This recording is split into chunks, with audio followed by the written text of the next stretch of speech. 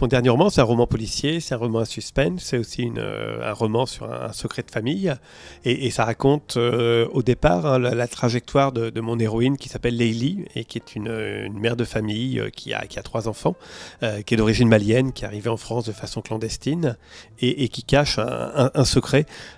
Donc évidemment qu'on va découvrir dans le livre. Ce que j'aime beaucoup dans mes romans, c'est mettre une touche de fantastique ou d'irrationnel, mais qui finit toujours par une explication rationnelle. C'est-à-dire j'aime bien que mes personnages, à un moment donné, soient confrontés à quelque chose qui ne semble pas possible, un peu comme un tour de magie, mais finalement tout va s'expliquer à la fin. Et évidemment le lecteur lui-même doit être dans cette situation de se dire... comment est-ce que cela va se terminer, puisqu'il n'y a pas d'autre explication qu'une explication un petit peu magique ou par sorcellerie. C'est plus un roman humaniste dans le sens où, évidemment, mon récit va parler aussi de gens qui habitent dans des quartiers défavorisés, de migrants qui risquent leur vie. Donc c'est vrai que c'est un roman humaniste dans le sens où mes héros sont des héros ordinaires qui se battent au quotidien. Et donc voilà, donc c'était ça le but aussi de ce roman, c'est d'essayer de ne pas faire un roman misérabiliste, mais au contraire un roman d'espoir, un roman avec des héros très positifs. Quand on raconte une histoire, le vrai grand plaisir, c'est d'inventer des personnages et se glisser dans leur peau, d'essayer de penser comme eux, de parler comme ils parleraient.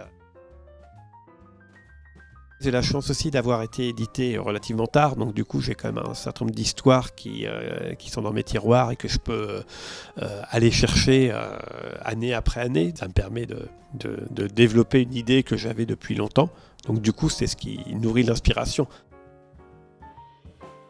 C'est-à-dire qu'être professeur de géographie, c'est mon métier depuis longtemps. Donc voilà, c'est ma vie qui s'est construite avec ce métier qui est quand même un métier de passion.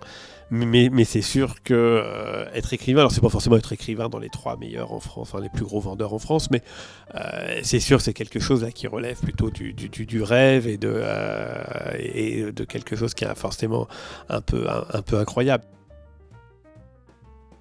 J'en ai pas lu tant que ça vraiment dans la rentrée littéraire, j'en avais lu un petit peu avant, même s'il y a des tas de très bons romans dans la rentrée littéraire.